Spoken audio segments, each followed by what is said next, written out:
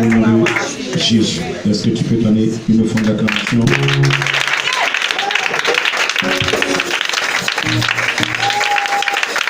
Père, ce matin, je bénis encore ce que tu peux donner l'acclamation au Seigneur Jésus. Amen. Voilà, le Seigneur te bénisse.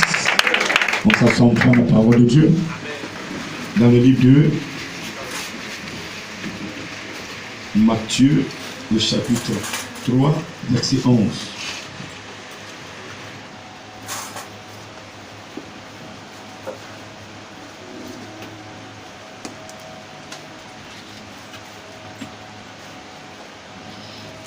Cette semaine que nous allons aborder demain, mais que nous avons commencé même aujourd'hui, parce que la semaine commence le dimanche, nous attendons un événement qui va marquer notre vie spirituelle. Si cet événement n'avait pas eu lieu, tout le travail de Jésus-Christ ne serait pas reconnu.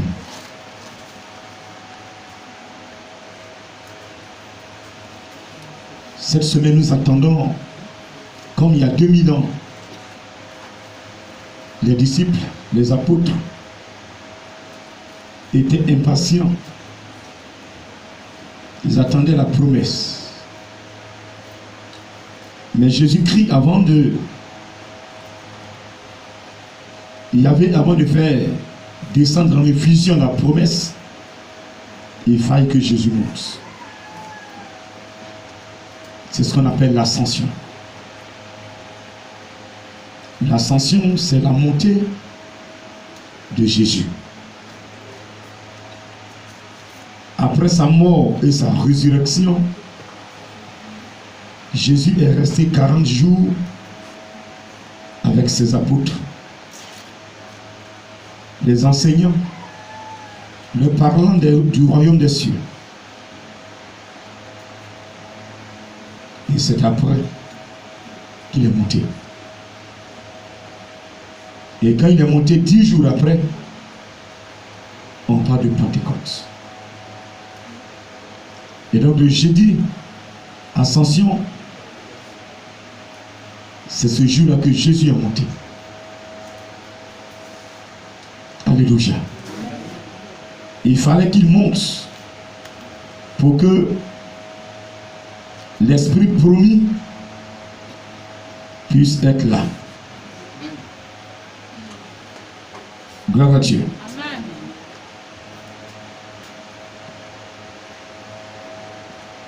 Ce matin, nous allons prendre la parole de Dieu.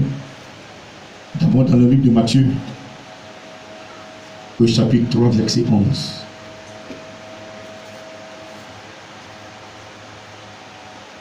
Moi, je vous baptise d'eau pour vous amener à la repentance. Mais celui qui vient après moi est plus puissant que moi, et je ne suis pas digne de porter ses souliers. Lui, il vous baptisera du Saint-Esprit et de feu. Il a son vent à la main. Il nettoyera son air et il amassera son blé dans le grenier.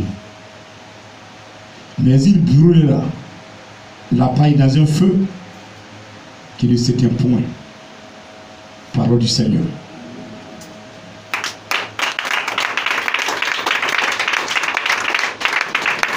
Ici, c'est le prophète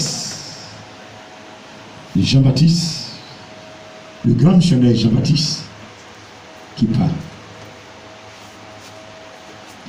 Il avait été envoyé pour annoncer, pour préparer les cœurs à recevoir Jésus-Christ. Il annonçait la venue de la lumière. Il préparait les gens à se repentir. On ne peut pas accueillir la lumière dans un état de pécheur. On ne peut pas recevoir la grâce en étant dans le péché. Pour quitter le péché, Dieu nous donne une possibilité. C'est par la repentance. Celui qui accepte se repentir, accepte la délivrance. La repentance amène le chrétien à la délivrance. C'est pourquoi la Bible dit dans Proverbe,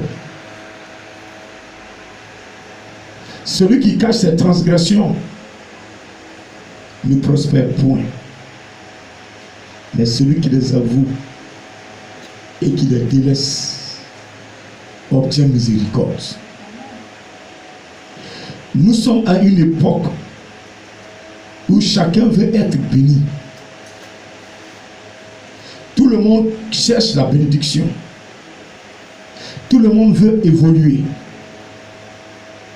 Mais ce matin, celui qui est dans le plan et la volonté de Dieu n'aura aucun effort à faire. C'est comme tu es dans une barque. Il y a un moteur, il y a un capitaine, il y a un pilote, c'est tout. Toi, tu es assis dedans et on te conduit. Tu trouveras que c'est compliqué, c'est difficile. Pourquoi? Parce que tu vas comparer la vie que tu mènes à la vie de quelqu'un d'autre qui est dans le monde. Mais si tu compares ta vie que tu mènes à la vie d'un chrétien, tu es heureux. Et vous êtes heureux. Mais si tu compares ta vie à celui qui est à côté de toi qui ne va pas à l'église, ou qui lui, il va à l'église un temps, 2 temps, tu vas trouver que tu souffres ce matin. C'était la pluie. Mais pour certaines personnes, la pluie est un obstacle pour aller à l'église. Elles ont préféré dormir, doubler la couverture parce qu'il fait froid. Mais quand il pleut, on se lève pour aller au travail. Tu ne dis pas que non, parce qu'il pleut aujourd'hui, je vais appeler mon patron pour dire qu'il pleut, je ne viens pas au travail. Tu te tiens la clé du secrétariat. Le patron doit passer par là pour rentrer dans son bureau. Et il pleut, même à 5 h du matin, tu fais quoi? Tu dors, tu vas te lever. Si tu veux là, tu vas prendre des imperméables, prendre un sac, mettre tes habits dedans, tu seras mouillé, mais arrivé au bureau, tu vas te réhabiller avec ta tenue. C'est pas ce qu'on fait? Amen. Mais ce matin, d'autres ont trouvé la grâce matinée. La soeur a rendu le témoignage pendant qu'il pleuvait. Le Seigneur dit, dispose-toi, je vais te parler. Dieu, il est présent. La pluie, là, c'est comme ça, il arrose. C'est ce que j'ai dit ce matin. On ne va pas dire à Dieu d'arrêter la pluie. On peut lui dire, Seigneur, s'il te plaît, comme on s'en va t'adorer, tu peux stopper un peu pour nous permettre de rentrer dans le temple. Ça, on peut le faire. Mais il ne peut pas stopper la pluie parce que des gens aussi ont besoin de la pluie pour arroser leurs plantes.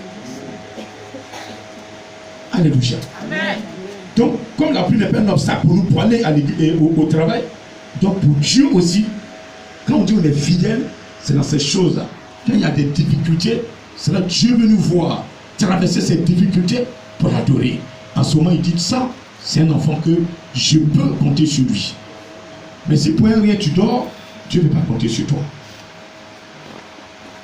Amen. Amen. Ce matin, Jean-Baptiste, c'est à toi il parle, c'est de moi il parle.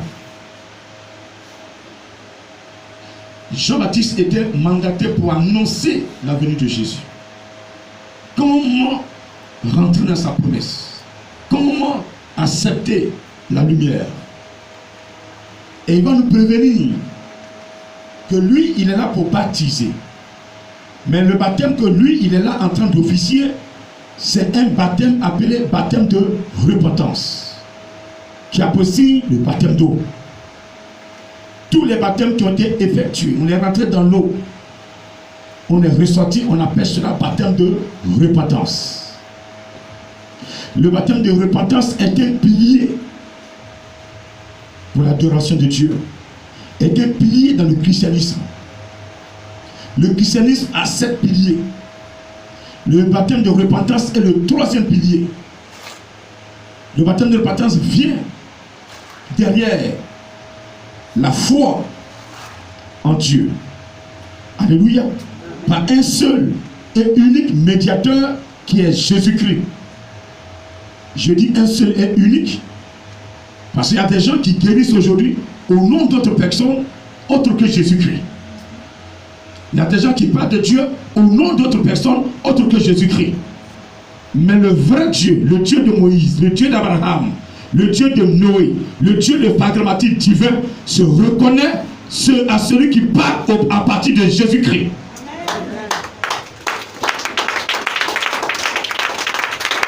Donc si tu veux appeler ce Dieu que moi j'adore, il faut passer par Jésus-Christ de Nazareth. Il va te répondre. Amen. Alléluia. Amen. Et donc Jean dit, moi je vous baptise dans l'eau. Et ce baptême que je suis en train de faire, c'est un baptême de repentance. Mais au-delà de ce baptême que je fais, il y a un autre baptême que vous allez recevoir. Je vais d'abord corriger tous ceux qui disent qu'il y a un seul baptême. Pour te dire qu'il n'y a pas un seul baptême. Il y en a plus d'un baptême. Il y a le baptême d'eau. Il y a le baptême de Jésus. Le baptême de Jean-Baptiste et le baptême de Jésus. Le baptême de Jean-Baptiste et le baptême de Jésus. Donc celui qui vous enseigne qu'il y a un seul baptême, c'est faux. Il n'y a pas un seul baptême, il y en a 2. Amen. Amen. Je vous le reprends pour ceux qui discutent. Je vous baptise pour vous amener à la repentance. Mais celui qui vient après moi est plus puissant que moi. Je ne suis pas dit de porter lui ses souliers. Il vous baptisera. Deuxième baptême. Du Saint-Esprit et de feu. Donc tous ceux qui ont reçu les enseignements comme quoi il y a un seul baptême, c'est une fausse doctrine. La Bible qui le dit, c'est pas moi qui le dis. Amen. Amen. Donc enlevez ça déjà en vous pour que vous puissiez recevoir le deuxième baptême. Parce que quand tu mets dans ta tête qu'il y a un seul baptême, que c'est le baptême de Jean-Baptiste qui est le seul baptême, en ce moment tu fermes le baptême de Jésus-Christ. Il faut que vous ouvriez vos entendements afin que vous puissiez accepter cet autre baptême et que nous soyons équilibrés. Le chrétien sans le baptême de Jésus-Christ n'est pas équilibré, il est déséquilibré. Même s'il a pris la Sainte Seine, il est déséquilibré. Tout à l'heure, je vais me justifier. Quand tu es en Jésus, tu dois être équilibré. On est équilibré quand on a le baptême d'eau, quand on a le baptême du Saint-Esprit. Parce que celui qui a le baptême d'eau prend maintenant la Sainte Seine. La Sainte Seine qu'on a organisée, si tu n'es pas baptisé, tu n'as pas le droit à prendre. N'est-ce pas? Donc celui qui prend la Sainte Seine, il y a l'effet de la Sainte Seine sur sa vie. La Sainte Seine qui renvoie 2 éléments. Nous avons le pain qui est le corps du Christ, et nous avons le vin du moins qui est le sang du Christ, et nous avons le pain qui est le corps du Christ. Le vin qui est le sang du Christ joue dans notre sang. Et dans notre sang, nous avons un élément qu'on appelle l'âme. L'âme d'une personne a besoin d'être nettoyée quand tu es en Jésus. Parce que l'âme renferme des éléments. Alléluia. Qu'on appelle des émotions, qu'on appelle des sentiments, qu'on appelle la personnalité. Alors quand tu prends le sang du Christ, ton âme est nettoyée. Et cette âme qui est nettoyée nettoie automatiquement les 3 éléments. Les 3 éléments sont scannés. Et dans ces 3 éléments qu'on trouve, le premier élément qui est les émotions, la peur, qu'on trouve la joie. Alléluia. Tous ces éléments-là sont nettoyés et il ne reste que la joie. Il n'y a plus de peur en toi. Il n'y a plus de tristesse en toi. Amen. Amen. Tu n'as plus peur parce que tu es animé par l'Esprit de Dieu. Tu n'as plus peur. tu es animé par le sang de Jésus, tu n'as plus peur. Et donc c'est la joie qui t'anime. Tu arrives quelque part, tu n'as même rien dans ta poche, mais tu as la joie de vivre. Parce que ce qui est en toi, l'argent ne peut pas payer. C'est une vie que Dieu t'a donnée. C'est une puissance que Dieu a déposée en toi. Même ceux qui ont des milliards cherchent ça, mais ils n'ont pas. Il y a des gens qui ont des milliards, mais ils veulent acheter ce que tu as, mais ils ne peuvent pas acheter parce que cela ne se vend pas au marché. Alléluia. Je dis Alléluia. Est-ce que tu peux lui dire merci? Il dit, je vous laisse ma paix. Celui qui est en paix, qui a la paix de Jésus, a la joie en lui. Celui qui a la paix de Jésus a la joie en lui. Il n'a pas de tristesse. Quand vous êtes triste, vous ouvrez la porte aux esprits impurs. Celui qui est triste, une seule minute, tu vas voir que c'est les démons qui entrent en toi. Le démon attend que tu te mettes dans la tristesse pour te posséder. Par la tristesse, il te possède. Il vient s'asseoir et il règne en toi. Quand tu es triste, tu doutes, tu limites la main de Dieu, tu juges, tu critiques. Et celui qui prend son temps à juger, critiquer, rentre dans le camp du diable et des démons. Quiconque critique devient démoniaque. Je vous le répète ce matin. Quiconque prend son temps à critiquer, à juger, à calomnier, il devient automatiquement un élément du démon.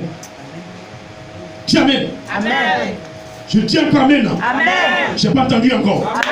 Je n'ai pas entendu.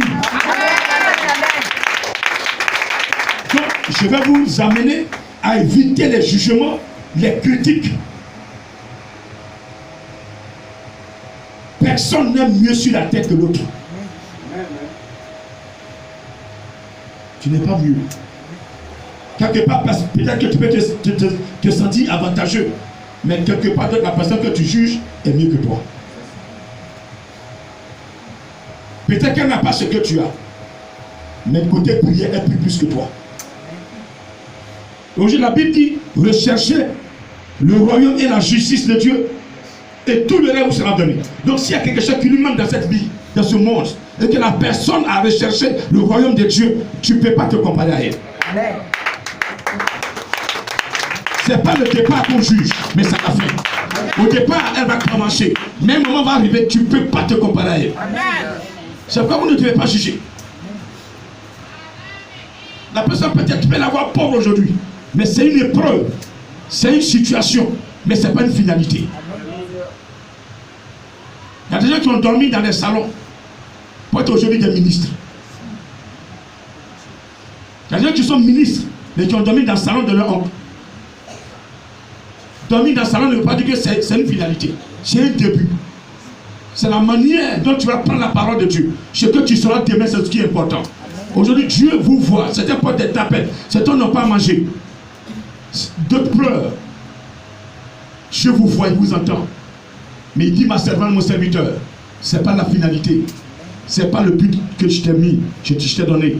Il y a un but que tu dois atteindre, mais tu dois passer par là. Comme tes frères, tes grands frères sont passés dans le désert, sont passés dans la mer Rouge. Quand ils passaient dans la mer Rouge, ils voyaient l'eau, ils avaient peur. Et mais l'eau ne va pas m'envahir. Certains avaient peur, ils se collaient. C'est comme ça se passait. Ils ont traversé l'eau, ils sont dans le désert. C'est ton désert. Tu vas traverser le désert et tu seras à Canaan. Mais nous, quand l'épreuve se présente, on abandonne. On jette tout. On commence à lancer des discrédits sur l'homme de Dieu. Le pasteur est comme ça, ses parents sont comme ça, sa femme est comme ça, ceux qui le suivent sont comme ça. Ce sont des menteurs, ce sont des menteurs. On les juge, on les condamne. Quand tu condamnes déjà un homme de Dieu, dis-toi que tu t'es condamné. Il n'y a pas pire condamnation que toi-même de ta bouche, tu t'es condamné. Ne jugez jamais un homme de Dieu. Tout ce qu'il est là, ça lui est Dieu. Vous êtes dans son église. S'il prêche, l'Esprit a ouvert les yeux. Il y a un serpent avec qui il est en relation. Prenez votre sac, sortez de l'église. C'est tout. Sortez de l'église. Seigneur, merci de m'avoir ouvert les yeux. Conduis-moi là où je serai et que mon âme sera sécurisée. C'est tout. Pire encore, vous êtes avec l'homme de Dieu. Et quand vous allez manger votre placali, l'homme de Dieu devient votre dessert. Pratiquement, mangue est devenu roi. Manger mangue comme dessert, C'est l'homme de Dieu qui devient votre dessert.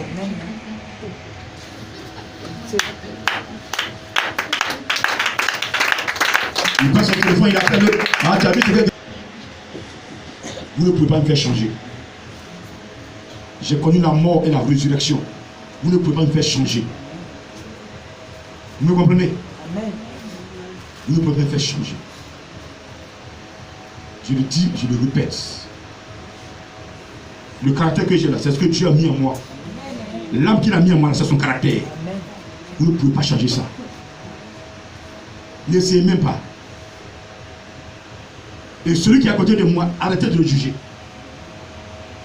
Cette personne a ma confiance. Vous me comprenez? Amen. Vous me comprenez? Amen. Une bonne repentance, la personne, elle n'est plus dans ces choses-là. Mais nous sommes dans la fausse repentance. Les baptêmes d'eau ont été acquis par tricherie. On ne se repent pas, on ne parle pas à Dieu, on vient. Non, non, j'ai changé. Il n'a même pas changé, il dit j'ai changé. Mais vous ne marchez pas au vu, mais on marche selon le cœur. Et celui qui lit le cœur, c'est un esprit. C'est ce qui est grave pour vous, c'est ce que vous ne savez pas. Ici, là, c'est le Saint-Esprit qui lit le cœur. Donc si vous n'avez pas changé, que vous faites semblant là, c'est votre problème. Il dit, je vous baptise de plus à la repentance, au changement. Mais on refuse de se repentir, on refuse de changer. Dans ce monde-là, aujourd'hui je dis, je le répète, celui qui est en déphasage avec le plan de Dieu, il te donne une occasion de revenir à lui par la repentance. Mais si tu crois que tu vas prier seul, et puis Dieu va t'exaucer, mais tu as menti. Tu as pris ton temps à fréquenter les féticheurs. Et tu reviens dire non Seigneur, voilà. Mais qu'est-ce qui peut que tu n'as pas de taillis demain? Donc viens. Mais celui qui a honte de se repentir, il a honte de Dieu. C'est que tu n'es pas prêt à changer. Non, j'ai honte d'aller voir grand pour lui dire que j'ai fait ceci, j'ai fait cela, que j'ai été chez le féticheur. Mais c'est que tu n'es pas prêt à changer. Parce qu'un esprit, les péchés de souillure, tels que le mensonge, le vol, l'adultère, l'impudicité, les meurtres, les calomnies, les jalousies, ce sont des péchés de souillure.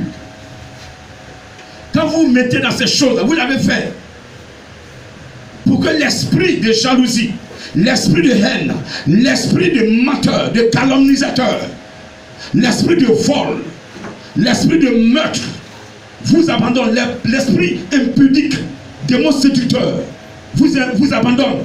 Vous devez vous confesser, vous devez le dire pour que ce démon ait honte qu'il vous libère. C'est une délivrance. On est dans l'église, mais on est possédé. On n'est plus possédé que le monde. Amen. Aujourd'hui, l'église est remplie de possédés. Amen. Je dis bien de posséder. Amen. Ce qu'on fait dans l'église est pire que ce que le monde fait. Amen. Des hommes de Dieu, des enfants de Dieu, qui ont la haine contre leurs frères, qui vont jusqu'à mettre des médicaments dans leur repas pour les tuer. Même le monde ne fait plus ça. Et ils sont avec vous, ils font semblant, ils rient avec vous, ils ne montrent aucun visage de méchanceté. Ils jouent à vous, ils sont à vos petits soins, pourtant ils souhaitent votre mort.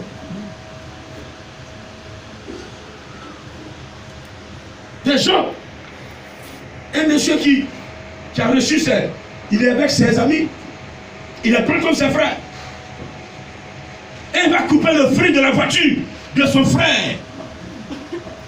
Et le jeune voyage à la voiture, il sent que face avec un arbre, il est en plein, il freine, ça ne freine plus. Il a des séquelles aujourd'hui. Et celui qui vient lui dire que c'est moi qui suis à la base de ce que tu as vécu. Mais c'est une malédiction.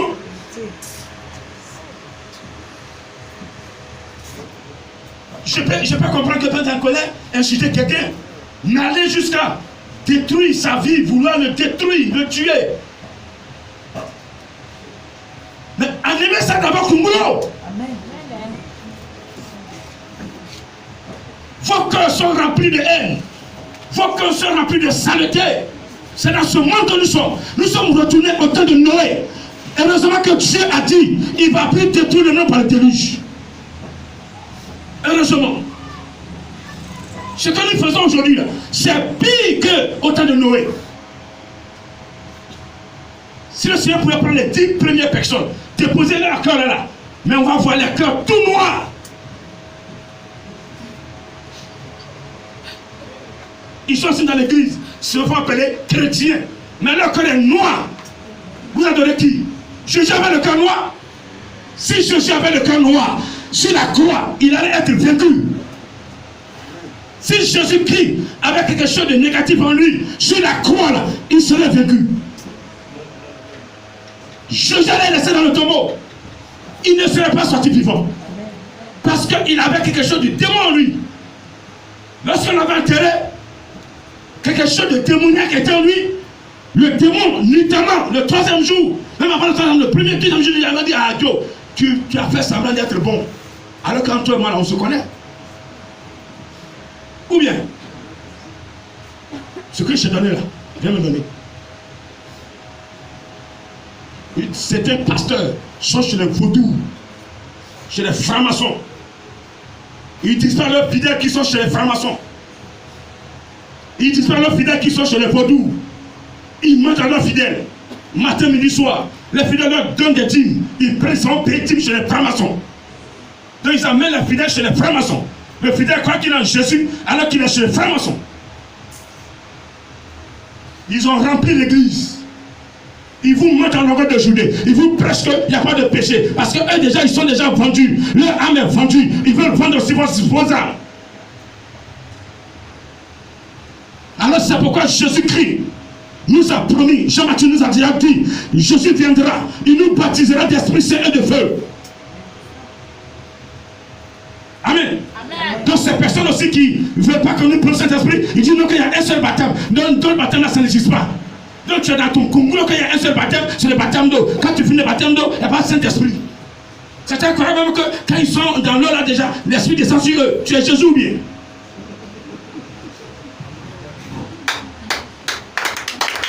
Même Jésus même, quand, avant que l'Esprit descende, il est sorti de l'eau. La Bible dit quand il est sorti de l'eau, l'Esprit de Dieu est descendu sous forme de colombe. C'est pas qu'il était dans l'eau que l'Esprit est descendu. Donc ne mélange pas les choses. Il y a le baptême de Saint-Esprit et le baptême d'eau. Amen. Amen.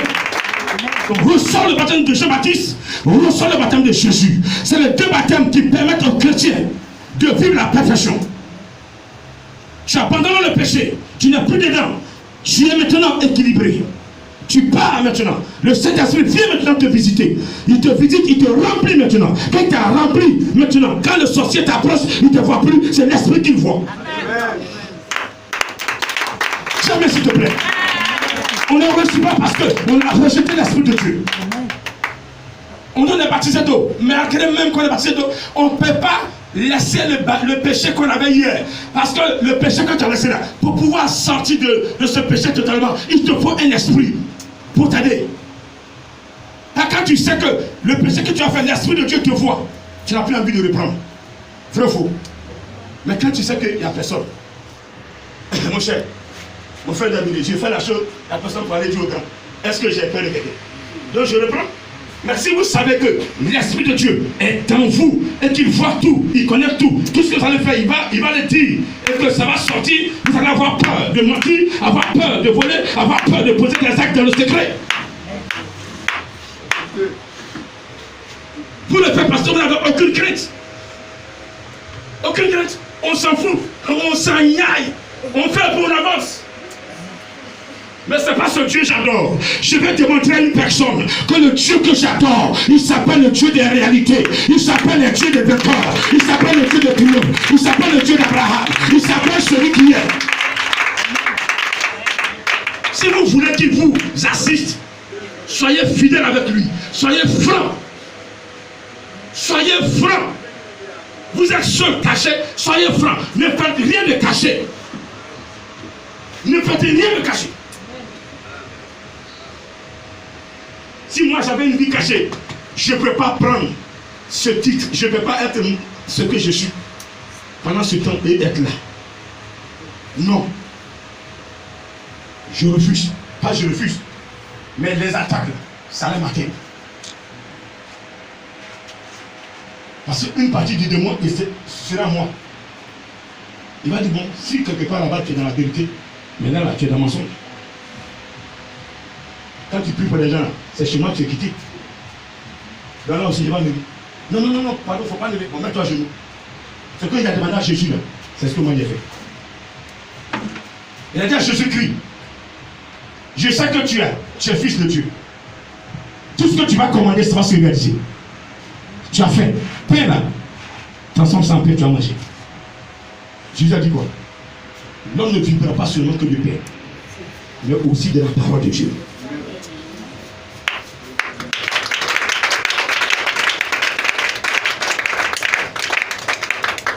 Amen. Il amène Jésus un peu plus loin, en hauteur. Il nous montre tout ce royaume. Il dit, regarde ces maisons, regarde ces immeubles, regarde ces étages, regarde même des maisons qui sont, des voitures qui sont là, regarde même les belles filles, tout ça, elles sont là-bas, à ta disposition. C'est ce que les gens sont allés faire à Dubaï, là, c'est ça. Et si tu m'adores, je te donne tout ça. Ça m'a été donné. Mais il n'a pas dit qui va donner. Amen. Amen. Jésus dit, tu fléchiras genoux devant le péché. Tu adoreras que le péché.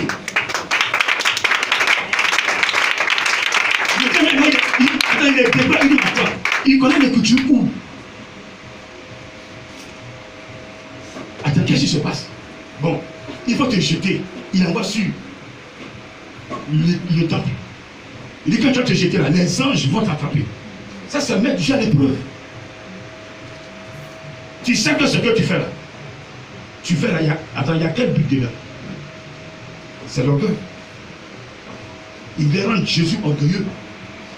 Parce que Jésus dit, bon d'accord, comme tu as dit, je vais le faire. C'est l'orgueil. Beaucoup sont là orgueilleux. Orgueil peut les tuer. L'orgueil fait que nous sommes descendus. On n'est plus à notre place. Jésus, non. Je vais bien le faire, mais je ne le ferai pas. Je peux le faire, mais je ne le ferai pas. Tu ne peux pas obéir au démon. Attends, ce que le diable te dit de faire là, est-ce que c'est Dieu qui l'a dit de dire? Lui, il te met dans une épreuve. Mais quand tu le fais là, Dieu n'est pas là. Amen. Donc quand vous entendez la voix, demandez si c'est Dieu qui vous a parlé ou si c'est le diable. Jésus pourrait bien sauter. Mais est-ce que c'est le plan de Dieu? C'est pour rechercher quoi? Ça donne quelle instruction? Le Père là, il va multiplier manger là. Ça donne quelle instruction?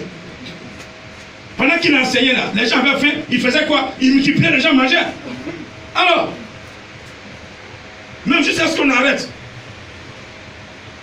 où les pharisiens demandaient à Jésus de faire taire ce peuple qui le suivait, parce qu'il faisait trop de bruit. Hosanna, Hosanna, c'est quoi tout cela? Maître, fais faire taire tes disciples là. Il leur a dit quoi? Même si cela se taisait, Dieu, mon Père, va susciter des pierres pour m'acclamer. Ça veut dire qu'il ne manque de rien. Il ne manque de rien. Mais pourquoi? Il va écouter le diable. On n'est pas repenti. On n'est pas converti. Quand les mauvaises idées te viennent dans la tête et que tu appliques, c'est que tu n'es pas converti. Amen. Répète encore amen. Amen. Personne n'est converti. Ils sont là. Petite mauvaise idée. Ah, je vais faire. Et puis il fait. Non, parce qu'il veut te voir mourir. Si toi tu meurs là, qu'est-ce que moi j'ai gagné dedans? Mais vous êtes satanique. Vous êtes démoniaque. Parce que tu as pu voir la tête de ton ami. Aïe, oui. S'il vous plaît, arrêtez ça. Ce que vous avez créé là, vous allez vous-même tomber dedans. À partir de ce matin, je dis à quelqu'un qui est dans cette église, mission mondiale éternelle, parole de Fatmatique divine, cautionnée par le Saint-Esprit, celui qui prend son temps à lancer la malédiction sur son ami dans cette église, à aller voir les féticheurs, les marabouts, les guérisseurs, pour faire des babadis contre son frère dans cette église, qui est dans l'église, moi je prie pour la personne. Quand elle m'appelle, je comprends pour la personne. Et toi, ce que tu veux, c'est qu'elle meure, c'est qu'elle ait des problèmes. Je dis à partir d'aujourd'hui, tout ce que tu vas faire, ça va retourner contre toi. Je répète à partir d'aujourd'hui, tout ce que tu vas faire, ça va retourner contre toi. Je dis à partir d'aujourd'hui, tout ce que tu vas faire, ça va retourner contre toi. Tout ce que tu vas faire, ça va retourner. Tu vas prendre des babadis, ça va retourner contre toi.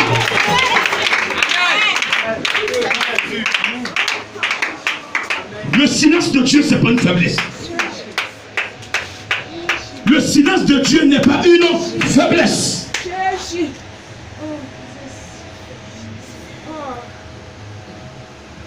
Qui n'est pas baptisé d'eau ici? C'est qui? Tout le monde est baptisé d'eau. On a pris la Sainte Seine. On a pris le corps du Christ. On a pris le sang du Christ. Le corps du Christ nettoie nos cinq sens. La vue, l'odorat, l'ouïe, le toucher, c'est ça. Le toucher. Quoi encore? Laquelle élément encore? Le goûter. Tout est nettoyé par le corps du Christ. Tu ne regardes plus dans tous les trous. Tu ne mets plus ton nez partout. Il y a quel odeur dans sa maison là? Ils sont en train de crier. Ça sent bon. Tu t'en fous de ce qui se passe dans la maison de ton voisin. Amen. Dis amen. Amen. Des gens mettent leur nez partout. Il y a quoi là-bas? Ah, mon voisin, le voisin est en train de frapper sa femme. Ça te laisse où? Ton mari n'a pas fini de te frapper, c'est pour ton voisin qui t'intéresse. J'ai raconté Dieu. C'est le ressemblant de Dieu. Elle est créée à l'image et la ressemblance de David. Mais elle est en train de souffrir. C'est son épreuve qu'elle est en train de traverser. Il faut la soutenir. Peut-être qu'elle ne connaît pas Dieu. Maintenant, tu vas l'évangéliser. Ma tante, Jésus vous aime. Peut-être même que c'est qui provoque la parole. Son mari fait parler toute la soirée blessée. Donc elle va connaître l'évangile. Quand son mari va commencer à crier, elle va dire chérie, toi aussi. Et puis les choses vont se calmer. Ce matin, si vous voulez être sauvé, là, commencez à évangéliser. Ne cherchez même pas, Seigneur, bénis-moi. Laissez ça. Quand tu vas te lever, tu vas aller parler de Dieu à quelqu'un. À 2, 3, 4 personnes. Et ces personnes vont se donner à Jésus-Christ. Au fur et à mesure qu'elles se donnent, Dieu te bénit. Sans même que tu dises à Dieu ce que tu demandes. Dieu nous a créés. Il connaît tout ce dont on a besoin. Ce que nous souffrons, il connaît. Nos problèmes, il connaît. Nos difficultés, il connaît. Nos maladies, il connaît. Pendant que tu fais pour lui, il fait pour toi. Terminé. Il a dit dans Hébreux 8, verset 7, à partir de verset 7, il dit, vos parents, vos pères, ne sont pas souciés de moi. Moi aussi, je ne suis pas soucié d'eux. Celui qui se soucie de Yahvé, j'avais ce souci de lui. Ce matin-là, il dit non, il pleut. Oh, mais il me soucie de Dieu, pourquoi? J'ai fait grâce matinée. Mais lui aussi, cette semaine-là, quand il y a un problème aussi, tu l'appelles, il dit je n'interviens pas. Là, tu as dormi grâce matinée, donc demande à la pluie de venir t'aider. Amen. Mais la couverture, il faut doubler. En ce moment, tu as chaud. Il dit appelez grand. Tu appelles grand, ça ne passe pas. Prophétesse, ça passe pas. Apôtre, ça ne passe pas. Tu es là maintenant, il va mourir, il va mourir. Tu n'as pas de mourir. Quand on n'a pas de mourir, on se confie à quelqu'un. Moi, c'est que j'ai peur de mourir. Donc, je me suis confié à Jésus. Amen. Oui. Quand ça m'a raté, là, celui qui a vu le lion, et celui non, il y a un lion dans la forêt, là. On n'a pas la même manière de courir. Amen. Celui qui a vu le lion court plus vite, parce qu'il sait que le lion, il a déjà vu. Il a vu les yeux du lion. Donc, il sait que le lion, si le lion l'a frappé, il va le manger. Alors que tu as entendu parler du lion, tu n'as pas vu. Amen. Moi, la mort m'a appris. Dieu m'a libéré. Donc je ne peux pas jouer avec ça.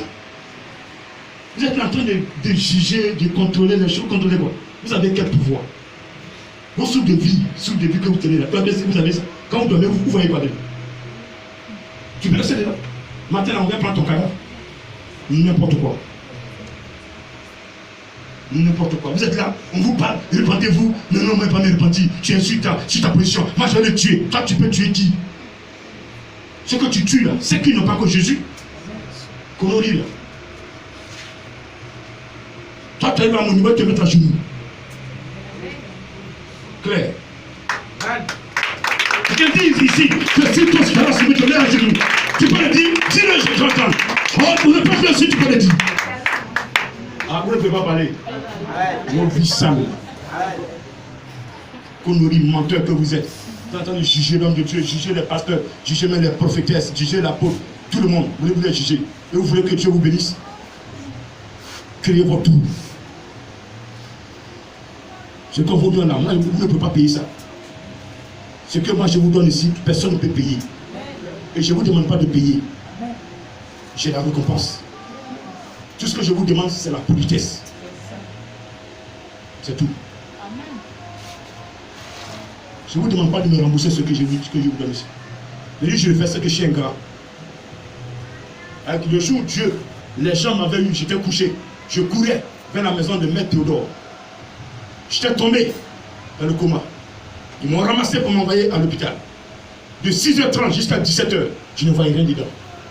Mais j'avais fait un cauchemar où je vivais des choses. Pas possible. Je vivais des choses. Qu'est-ce que j'ai payé pour que Dieu me ramène en vie? Sa père me dit, tu es mort, je t'ai ramené en vie. Je t'ai ressuscité. Et qu'à partir d'aujourd'hui, tu ne seras plus jamais la même personne. Et si elle m'a dit ça, elle dit, tu ne seras plus jamais la même personne. C'est depuis ce jour-là que mon âme a changé. J'ai payé combien? Donc je n'ai pas fait payer quelqu'un ce qu'il m'a donné de donner. Mais en retour, je lui suis reconnaissant dans ma politesse. Donc celui un jour qui lève, qui ouvre sa bouche, qui m'injure, c'est une disgrâce. Dieu ne peut pas passer par une saleté pour te bénir. Dieu passe toujours par une propriété. Mais au moment où Dieu m'utilisait pour te bénir, là tu as accepté. Maintenant il m'utilise pour te mettre dans la droiture, tu te plains. Et pourquoi?